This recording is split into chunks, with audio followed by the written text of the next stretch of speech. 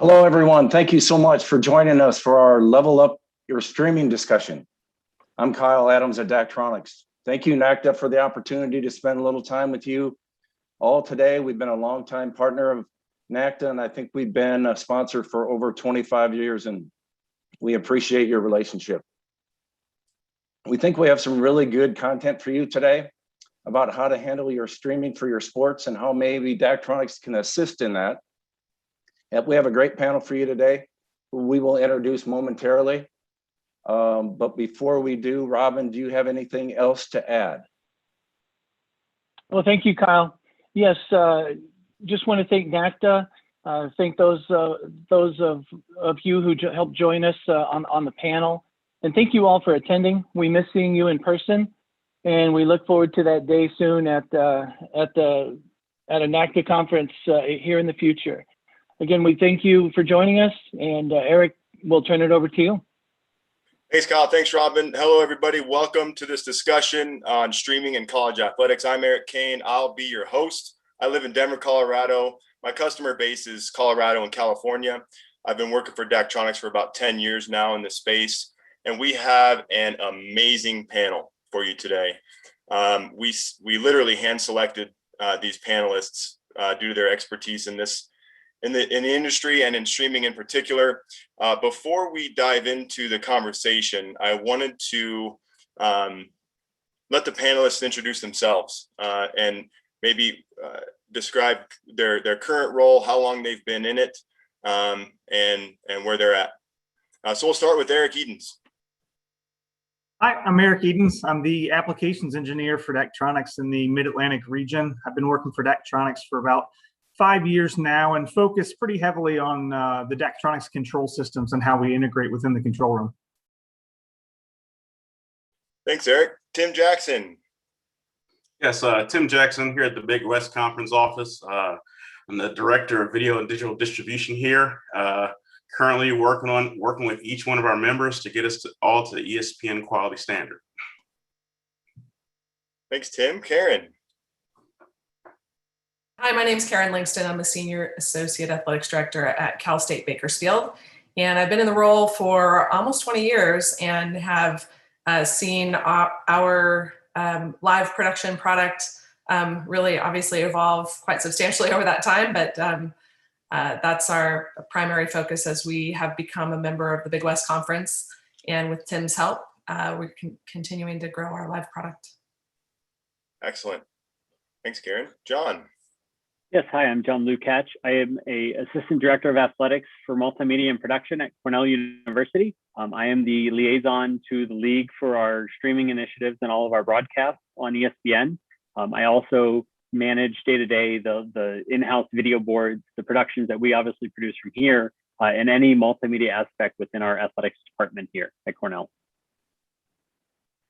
All right, welcome, John. Matt. Hi, everyone. Good to be with you. My name is Matt Panto. I've been at the Ivy League Conference office for 8 years now. I oversee our communications department, as well as our relationship that John just described with ESPN. So very excited for the discussion, and thank you for having me. All right, thanks, everybody. Hey, before we dive in to the discussion, you're going to hear a lot about Livebook, and you're going to hear the word Livebook a lot.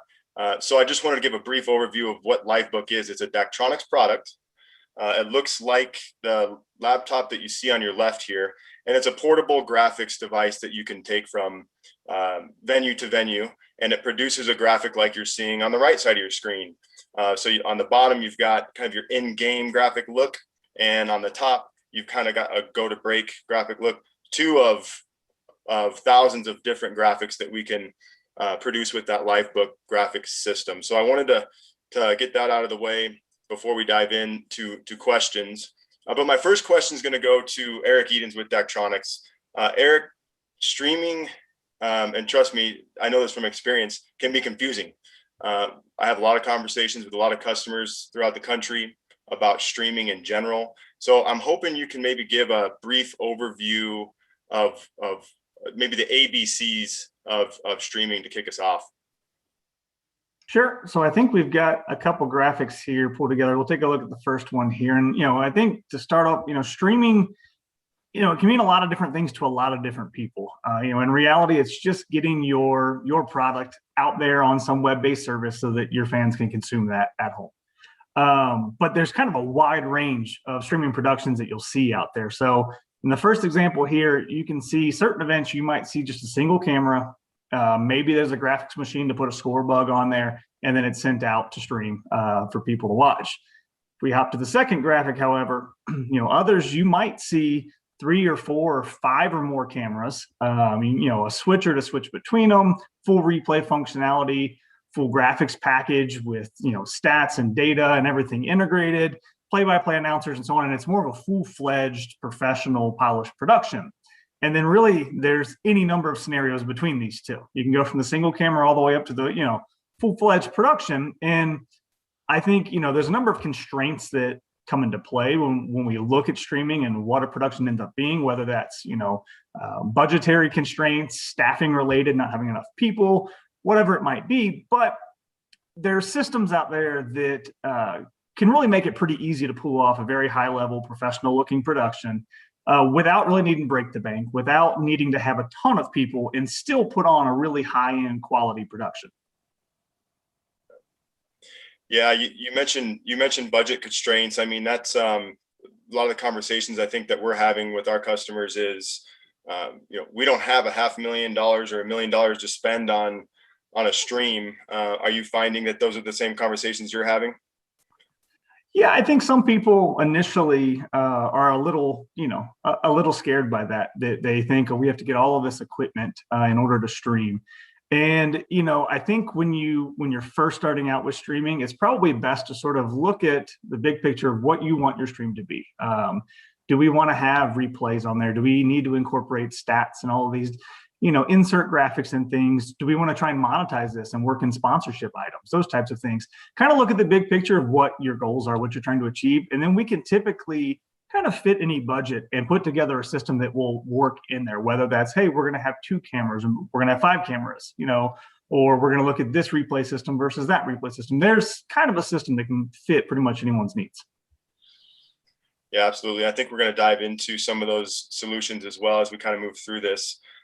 Karen, I think you bring a really interesting perspective to the panel. Obviously a senior administrator for a Cal State school over there at Cal State Bakersfield. Can you talk through maybe the process that you just went through to become a self-producing school, and going from not having a show produced to having one on ESPN not too far later? Sure. Yeah, we transitioned from we had been doing live production on our campus, but we had been using a contractor. And in 2017, we transitioned from contracting video services to an in-house model.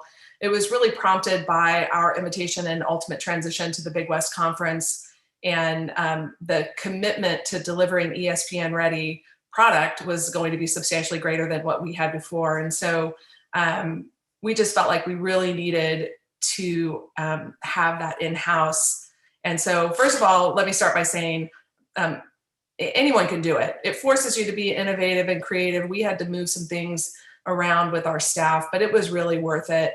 And speaking of staff, second, it's just critical to have good and talented people and partners along the way. We've been really fortunate in that regard. The first thing we had to do to make it all happen is we needed to hire someone on our staff, a person who could direct and produce and really become our in-house MacGyver. And and to do that, I mean, not everyone can just add a new position when they feel the need. We decided to forego our marketing director position for almost 2 years to make this position happen. And so a position that we had identified previously as a very critical position, we just decided not to fill it and to split up those duties in a different way for us to have the ability to hire a person that would build our internal or in-house production studios. So we were also really fortunate to have access to knowledgeable support partners. As we went through the transition, we really relied on advice of both conference offices, both at the WAC and the Big West, ESPN staff, our partners at Daktronics, just to help us make sure that at each step along the way, we were making all of the necessary integrations. We didn't use, because we weren't able to do everything at one time, we didn't use a contractor to come and help us build out our system. We hired a person who was able to do that in-house, and then relied on, like I said, again, folks at ESPN, Daktronics, to help us navigate along the way, just to make sure we could integrate everything as we were going along, and that we were also continuing to be forward thinking. And so, for us, we had to be a little bit patient about adding in some equipment features. We learned as we went along. I think we've evolved into a pretty good product. And this coming academic year, we're bringing an all new mobile studio online. We're super excited to continue to enhance our product. And I think we're going to add, we're going to put in an additional sport in our content lineup this coming year. So we're super excited about that as well. Yeah, I know from your perspective, you guys kind of got up and running before the pandemic really hit, or maybe right as it was coming along. I saw a picture, I think it might've been on Twitter. I think you were manning a camera on one of the streams.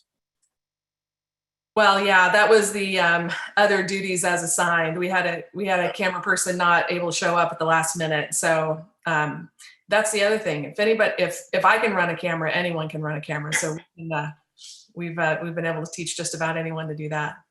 Yeah, that's one of the things we say when we're helping our customers work through this is once the equipment's set up, and obviously you talked about having the people in place. It's actually pretty easy to run, right? I mean, it's just a matter of getting that equipment set up and getting the people in place. And then our goal is to make it as easy as possible. Thanks, Karen. John, I want to kick it over to you. I think you bring a unique perspective too, with that multimedia production background. Can you maybe elaborate on some of the sports that you're streaming today and how that came to be? And I'm also interested as a follow-up to learn about your workflow and how you've sort of simplified it. Yeah, sure. So I've been here at Cornell going on 8. This will be the start of my 9th year. And when I started, we started from the ground up. There was a video board already in place at our football and lacrosse stadium. But other than that, streaming wise, it was off of a desktop. And so I entered in at the birth of the Ivy League digital network. And that was something to just awesome to be a part of and see from the ground up. And obviously 8 years later, 6 years, I guess, with our partnership with ESPN to see where we've all evolved around the league. And here at Cornell, out of our 37 sports that we host, we currently are at 16 total sports that we broadcast in some way, shape, or form. And I know that's nowhere near the top of what all the around the Ivy Leagues are doing. But we're looking to add a few more during the past 2 years of the pandemic. It's been one of those, I sat back and evaluated where we can make strides and what we can add, how we can not just add it, but make it look good. That's always the trouble is we wanted to give the look and feel, obviously, that everyone's used to with the big name TV, with ESPN and all those. But how does a smaller school make it look good and make it look like what you see on ESPN or linear TV? And so I'm fortunate enough to be at a school that understands it and gets it, and is happy to watch and slowly make the strides that we need to in these 8 years. But not only that, but also work with some great people around the Ivy League. We meet every week and we discuss different topics. Normally once a year we meet and discuss a whole year ahead. But fortunately this year we're meeting weekly still on our calls to discuss the topics that we normally would. So it's something that we want not just our individual schools to look good, but around the league, we want the league to look good. And if someone can go from Cornell to Harvard to Brown to all the other schools and it looks the same, just as if you would tune into any other school or linear, that's the end game. And so while I don't want to set the bar too high, I also want to set it high enough that once we hit it, all right, where's the next level?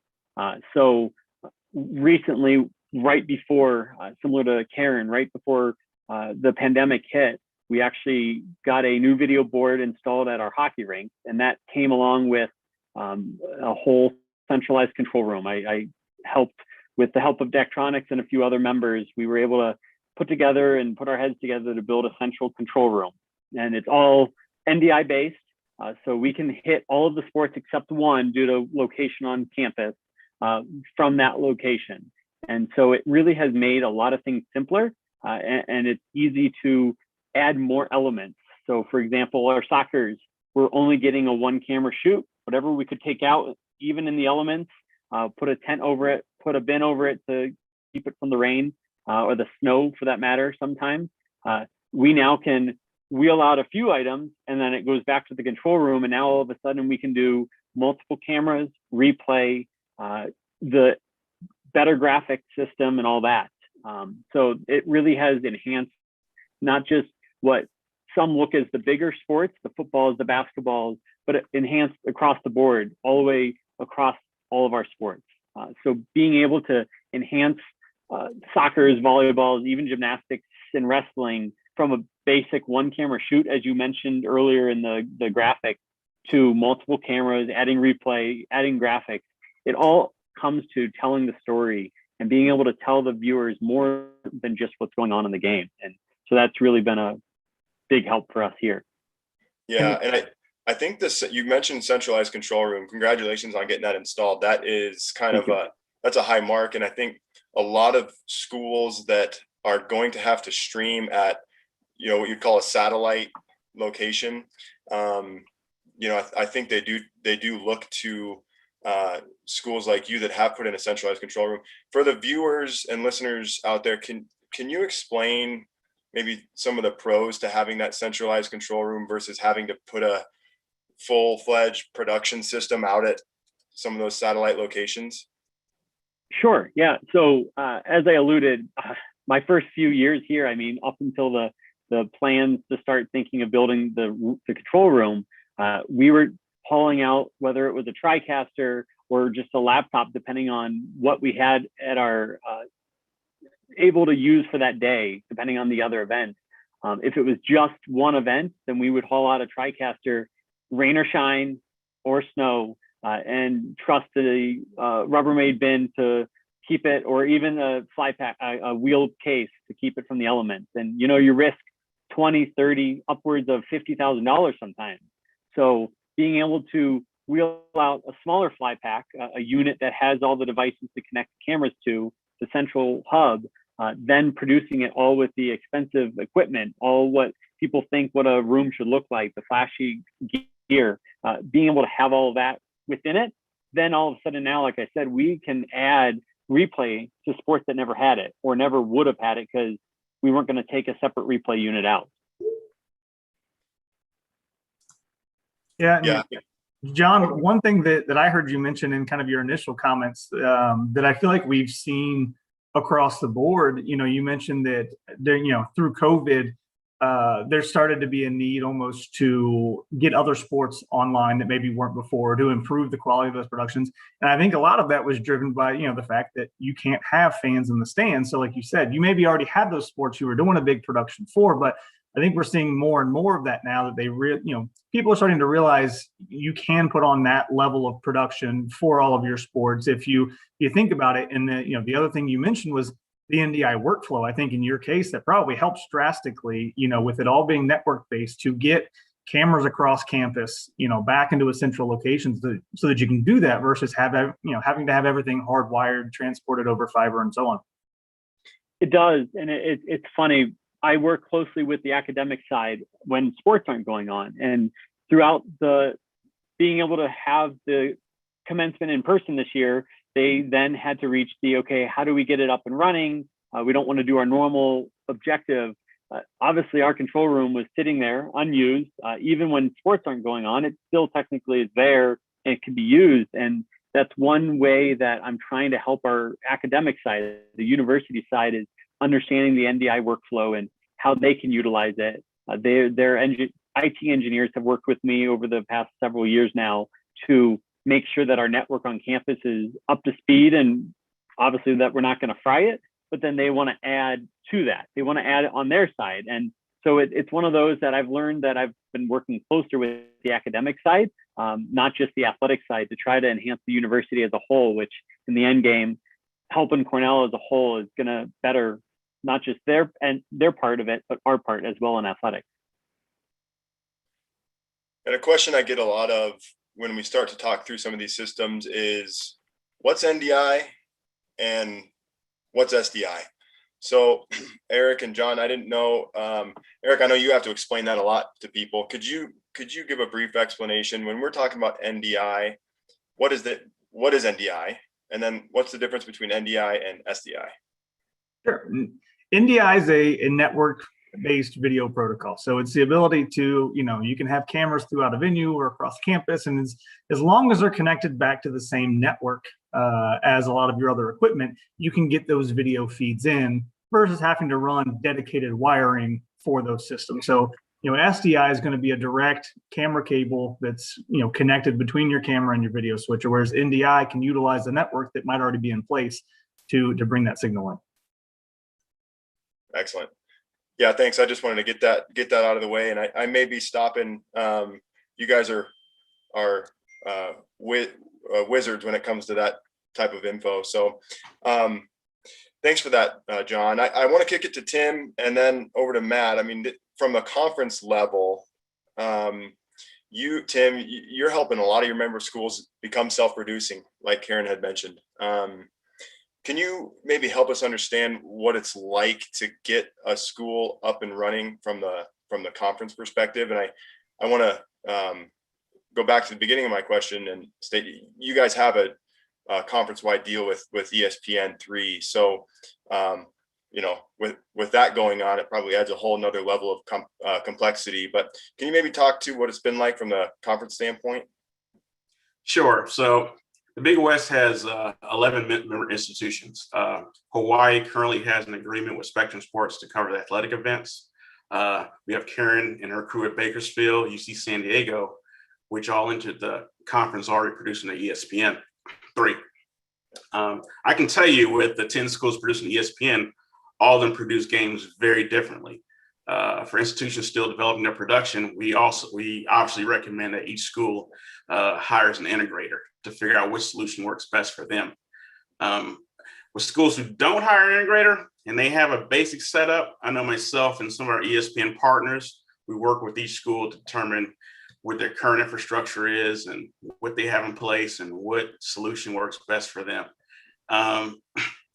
If the school is starting to produce, wants to start streaming, the first thing I tell them, if you're looking to produce to ESPN, call Eric Cain at Daktronics. Their live book solution is great, affordable option. It gives you that ESPN graphic look on all your ESPN broadcasts.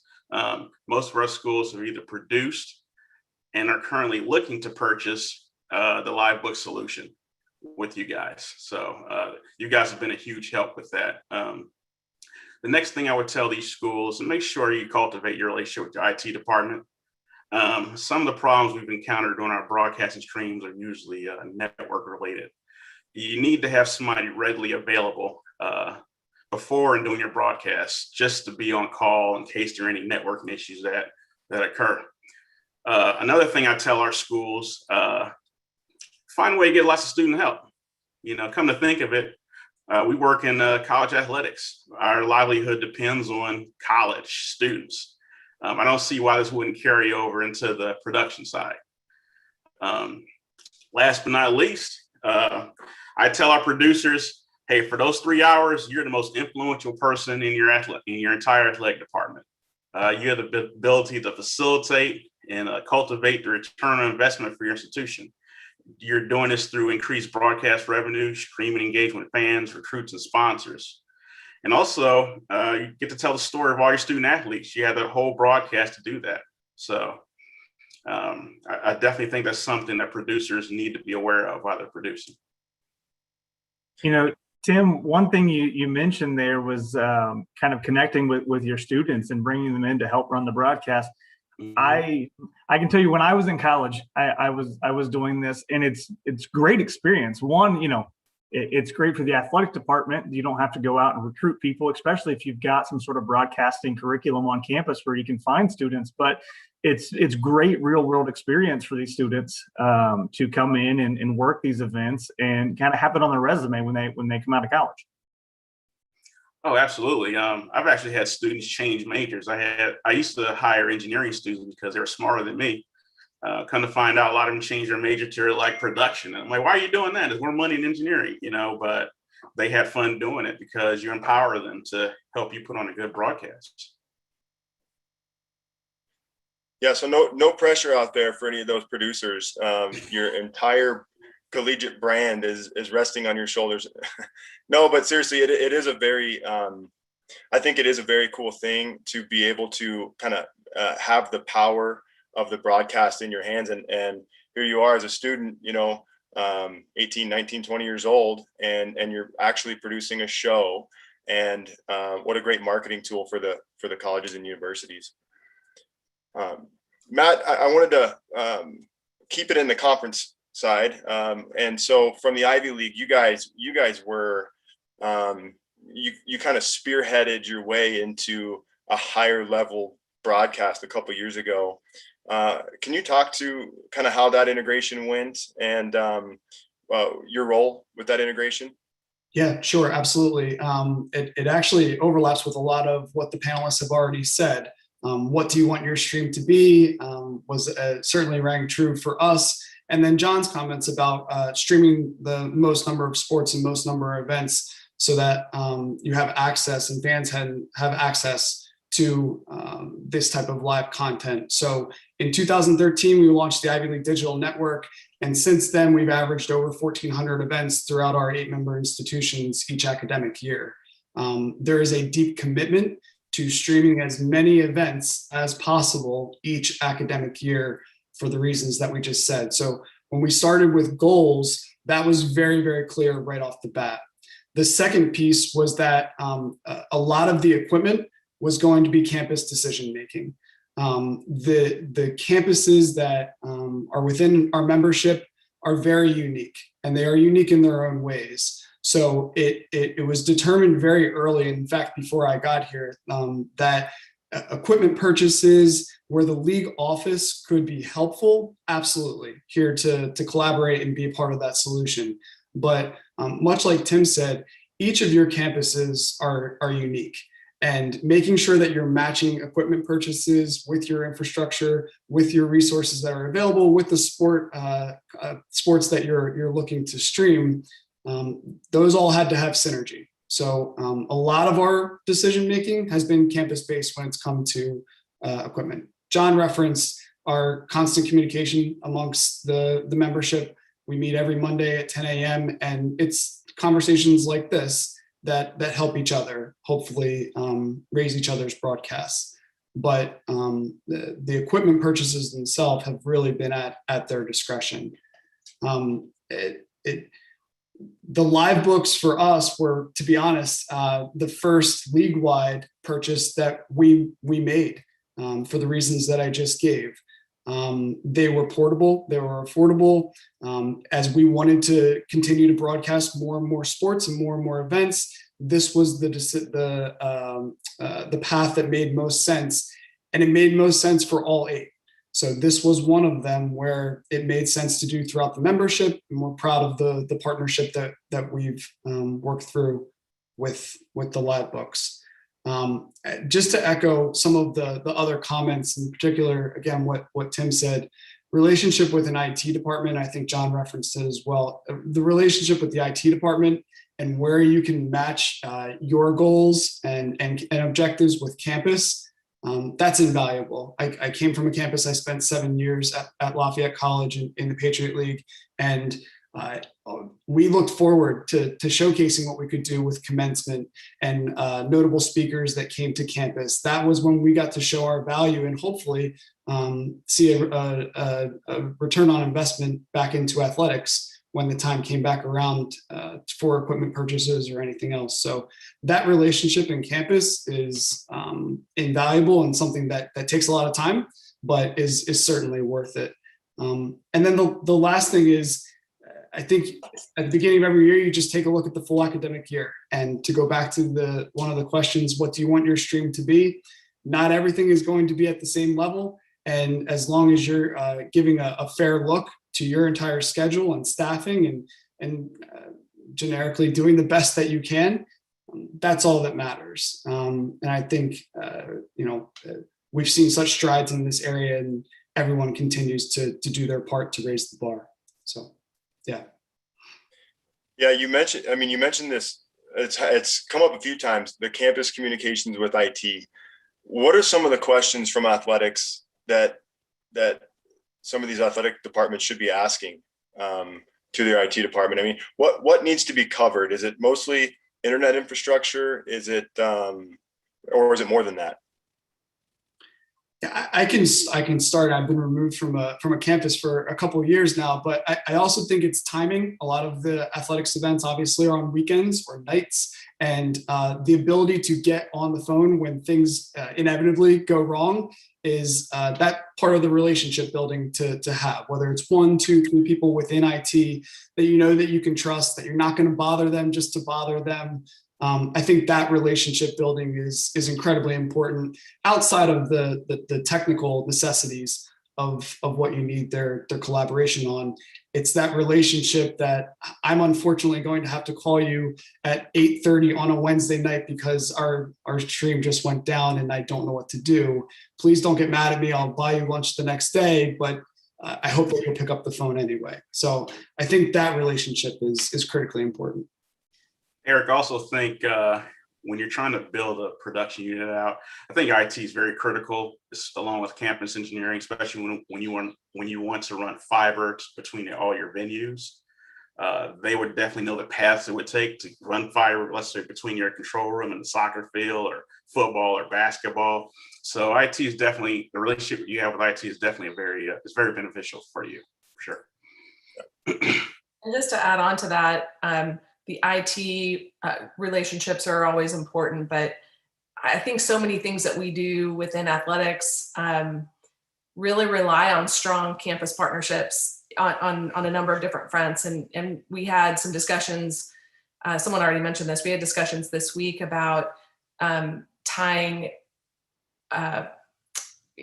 working at our working on our production crew into an academic program. And so we've been hiring some students here and there, but we've also, because we're operating with a pretty small production staff, we have been hiring people from the community that have a little bit of experience. So we wanted to make sure with a really small staff that we had experienced people at the helm, except for when I had to run the camera. But now we're to the point where we can start bringing in some students and training them in their maybe early academic years and have some good quality student workers on our crew. But again, that just requires good relationships with campus. And so we're just that's just in its infancy. And I'm hoping that this year we end up building a nice student staff. To touch the IT side of it a little bit, I've learned in my 8 years here at Cornell, the bigger the heads up, the better. Especially when we were hosting linear TV, when a production crew was coming in, if I could give our IT 2 weeks heads up instead of a week or even a few days, they appreciated it. And I also saw that when a third party was coming in, they then knew, okay, I need to be readily available via a phone call on a Saturday night or early weekday because I know a TV truck's coming in. And that was huge in my finding and helped the understanding with IT on our side of things, what we needed, why we needed it. Yeah, absolutely. I mean, I think the IT conversation, a lot of times we'll help out with those conversations as well. And it seems like it is the first step. So I'm glad we crossed that for our viewers and listeners. I wanted to touch briefly on ROI and for the panelists out there, have you guys seen any use cases? And I guess maybe John, I'll start with you with your setup. Are you guys able to generate some return on your stream? And if so, what are some of the ways that that's been possible? So being able to provide, or I should say broadcast and stream more events, more sports. It opens up a little opportunity to give our sponsorship and marketing team here at Cornell more ways and more spots to put eyes to their sponsors. Adding sports that we might not be able to do or not put the same value to, it makes it harder. So my end game is I'm always looking at ways to take the sports that we have and be able to provide our sponsorship and marketing people more places for sponsors. So outside of what we're promising the league or promising the network, being able to, our spots and inventory that we have, being able to provide ways outside of just the in-house video boards, because you're going to get a lot of eyes. People are watching from home. You know, it's easier to just tune in from home to watch it. The numbers are there. So being able to provide the same sponsorship in-house, but also on a broadcast is huge. And that you start to see a little bit of a return on that. And I think it's going to only grow as the years go on. Eric, let me comment. ROI also works with recruits, fans. You have a chance in your 3 hours to talk to hundreds, if not thousands of people. I mean, that's huge. You have 3 hours to say to paint whatever picture it is of your institution or tell whatever story you have to tell. You have 3 hours to do that. Yeah. Yeah, and alumni too. One of the questions that came in from registration was how has streaming been leveraged to help engage alumni participation? So, you mentioned recruits and students, obviously families and parents. Karen, when you guys were streaming out to ESPN3, I literally was out to eat dinner and I got on my phone and was able to go check out your basketball game. So have you had any comments, Karen, from alumni or recruits that you're able to get that stream out there now? Yeah, we get a lot of positive comments about our live product. I think obviously families and alums and even our even our staff sometimes like to watch the games. I think that the quality is pretty good. And just in terms of, you were talking about ROI, we don't really have the setup to be able to say, okay, now we have 30 events instead of 20 events. So now we're going to make X amount more money. Our structure isn't really like that, but the return on the investment comes in so many different ways, like you're mentioning, in relationships, associations, and how you are viewed among your peers, recruiting and things. So there really are so many benefits to having a robust live product. We went from, we've been doing live production through a contractor for many years, but it was really on a limited scale. We're going to, we could produce 120 events this year. 3 years ago, I think we were somewhere around 60. So it's a pretty big difference, and having a presence like that and, having an increase in presence like that, I think makes a really big difference.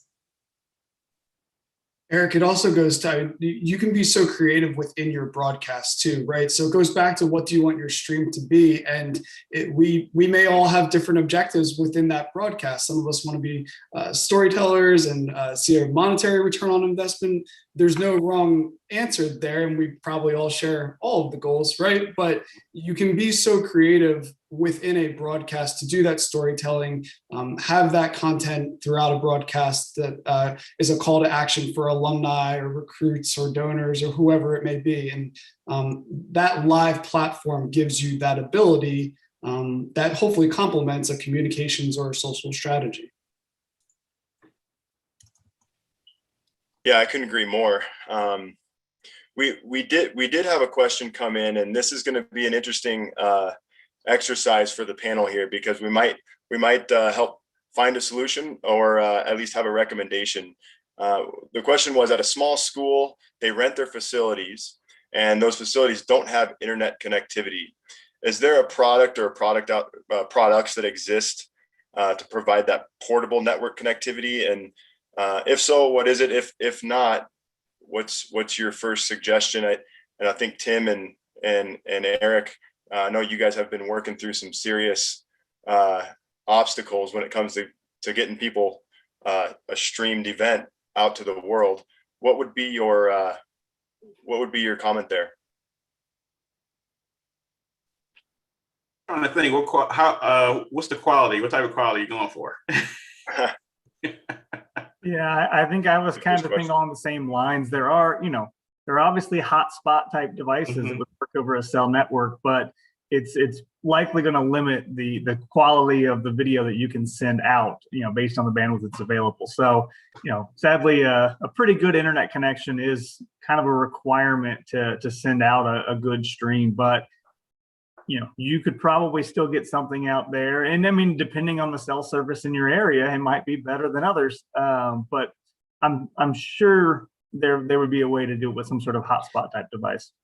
Eric, what is that device that bonds all the cell tower signals to? It's stronger than a typical hotspot. It just bonds all the cell tower. I've seen schools use that. There's the Live View product as well, Okay. I believe. I don't know if there's another generic branded one of those, but Live View allows you to do that as well. Yeah, John, that's oh, go ahead. I can add to that is that we I know some people have opted for centralized production studio. We don't have room, and we have remote areas that don't have great infrastructure, to them. And so what we've done, we did a mobile studio so we can kind of move around. So if you're in a, I think part of that question was they're in a rented facility. So we can take our mobile studio anywhere. If we go and we have a downtown arena, so we wouldn't really need it there. But if we wanted to go do something anywhere in town, we could. Also, from an internet perspective, we are operating, and I know I'm not the technical expert that we have on our staff, obviously, but we are using some internet bridges to get a wireless, strong wireless signal, and it has worked for us so far. So we are not wired at baseball, but we've been using an internet bridge that seems to be working for us pretty well so far. We did a little bit of trial and error, but that's the critical part about having someone that's on your staff in-house that has, a depth of experience. We're really fortunate to have Kyle that we have in our staff that is very, very knowledgeable. He's been in the business for a long time, and so he can help solve problems that I know I wouldn't be able to solve on my own. It's called Teradek. Okay. Yep, that's the name I was thinking about. It's it's kind of pricey, about $3,000. So it bonds all your cell towers together, and it gives you a pretty strong streaming signal. Okay, yeah, that's why we've got the experts on the phone. I think the first phone call I'd make if someone asked me that question and I was flying solo would be, hey, Tim Jackson, what kind of solutions do you have for that? Matt, I didn't know if you had anything else to add on the subject of internet. No, it was actually just summarized there, but I would just say there are solutions. We've, John mentioned one, Tim mentioned one. There are solutions, and again, going to your unique location and what that facility's needs are, go from there, start with that, and then look into solutions. There's also people out there that are more than willing in this industry to help. We stream our rowing championships from very, very little Wi-Fi service or internet connectivity. And we partner with our colleagues up at Harvard to produce those championships and produce it at a very high level. So there's answers out there, there's solutions out there. And speaking from experience here, perhaps not the expert when we get into the technical side, but there's people out there that do have those answers and are more than willing to be good citizens of college athletics and help each other out. Yeah, that's good insight. I think another question came through the chat, and it sounds like it's more so for college campuses, but I think all the panelists could probably chime in on this one. What convinced you guys to start streaming? Was it a requirement? Was it an alumni saying that they want to see more games? What was that factor that convinced you all to get get a stream out to the world?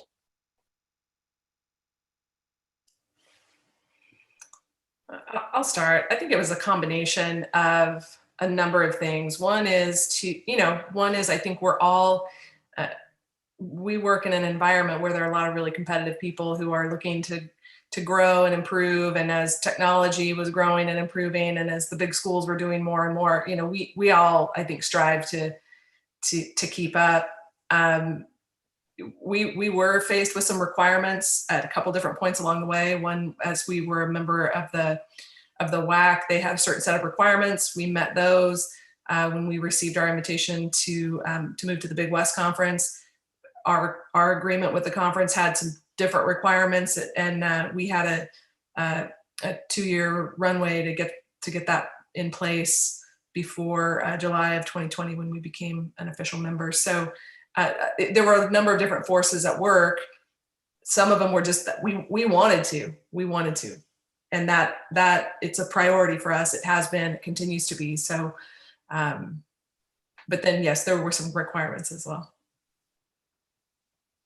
I think it goes back to when you mentioned the whole ROI, and Tim, I know you mentioned it the best, but reaching out your alumni fan base. You've got your generic fans, you've got your audience that you're wanting to hope to get, then you've got the fan base of your alumni, and to be able to have your alumni stay connected with not just your athletics department, those within it, but those outside of athletics, and connect with the university as a whole. It opens up the whole platform, and again, it's the connections that we talked about earlier, building, being able to sell the whole brand of the university and the college opposed to just athletics. And so it becomes an avenue to really show why your university or your school. I think it's kind of what the panel's been alluded to. I think COVID's forced a lot of schools to look at their infrastructure. Hey, if we're not having fans here, how are we going to how are these families going to be able to see their kids compete? How are fans going to be able to, where more ways fans can watch our games? So I think COVID's been a huge influence in college athletics. Yeah, and one last note: the fastest way to determine how important your stream is to end up not being able to stream an event, or one particular sport or one particular event, because boy, do you hear from not only your own fan base, your own groups, but the opponents as well. It's become more of an expectation of the visiting teams as well. Yeah. We've got about 12 minutes left. I want to catch this last question here because it's a really interesting one. In the Ivy League and in the Big West, what do you consider to be a good number in terms of viewership for an Olympic sport? Are there goals in viewership per contest? Is there any data out there on the impact of streaming on students and fans? So I think the first question was, is there a good number in terms of viewership that you all strive for? Yes, 10 million. And nothing less. Exactly. You just want to see a steady increase every year. You just want to see a healthy increase between your events. It's really hard to put a number on it because it varies by institution, but you just definitely want to see more engagement the more you continue to develop your streaming. Yeah, I'd just add that, we were by ourselves on the Ivy League Digital Network and the Ivy League Network for a while, and we made a move to ESPN in large part for the viewership. We had decent viewership on our own product, but we made the move to get in front of more casual college athletics fans, where we felt like as one of the early adopters of ESPN Plus, conferences were hopefully going to move and join us too. So viewership plays a big part into it. To Tim's point, there's so many moving parts within a good viewership number, but steady progress and putting yourself where you can really expose your conference, your college, your university in the best light, I think is probably the best measure for success. Yeah. A couple more came through, so I'm going to go rapid fire to you all. If you know the answer, go ahead and come off mute and answer it.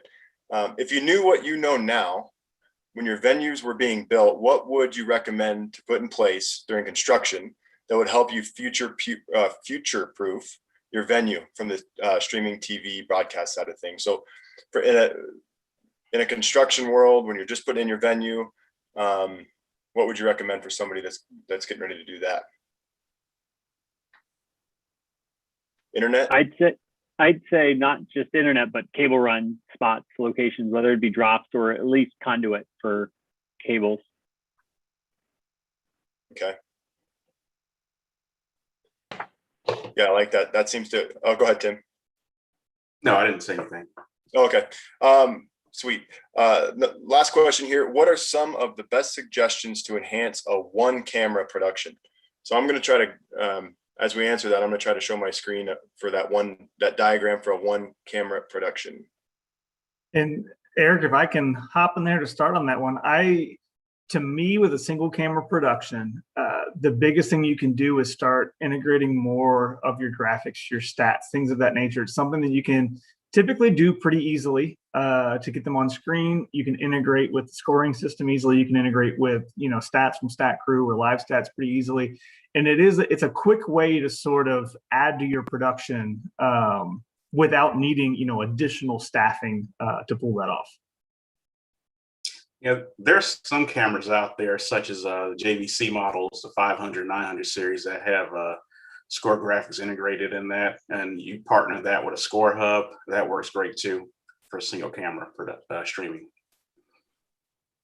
I think you can also add some pre-production work as well and be able to do some storytelling if you're disciplined with your outline. If we're going for a broadcast, when we come back from the fourth quarter, we're going to go to X story about Y student athlete. You can build all of that beforehand. And I know that takes a lot of time to do, not diminishing that whatsoever, but the more that you can do in advance of the broadcast and be organized in your run of show, I think is also doable to continue to raise the bar, even on a one camera broadcast.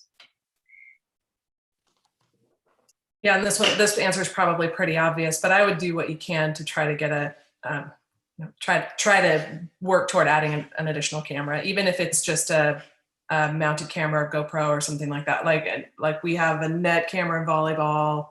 If you can just add another, if you could add another camera, I would try to make that a priority as well. I know that's easier said than done, but. Right. There's another question that came through, and we'll just keep rolling through these until we get to about the 3 minutes left, and I'll wrap it up. And this is an interesting one. How do you prioritize your efforts between putting on a solid production versus trying to pack your venues? So you've got kind of two, I guess one would think, competing goals there. Have you guys talked through that internally at your institutions? Well, we place a high priority on both, and we have two separate divisions that have two very distinct functions. And so our production crew, the only person that crosses over between production and ticketing is me. So we have two separate groups that work on that, and boy, it sure makes your live production look so much better to have a full arena. So. Yeah, that's a great point. It's almost like one complements the other. Mm-hmm. Sorry, go ahead, John. And I think this second on that, I think it also adds, as you see all these schools partner up with ESPN, you're going to get, as Matt said, the generic athletic viewer. So your viewership's going to go up with the partnership and whatnot.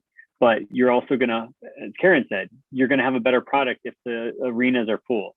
So by having your marketing staff push for attendance, your product's going to get better, and people are going to tune in for that final 3 minutes of a basketball game that's close when it's loud and you can barely hear what's going on, but boy, is it fun. Yeah, and your in-game production, although it's not necessarily on camera, definitely impacts the the vibe of your broadcast. I mean, we all watched a number of games live this year where there were no fans, right? So the cutouts were in the background and things like that. But even just the ambiance, the fan noise, whether it's cheerleaders or promotions or anything, the music that you have going on, I think it all just adds a little bit of a vibe to your live stream. Excellent. Well, with that, I think I'm going to ask NACDA and Kara to release that last poll question for our attendees.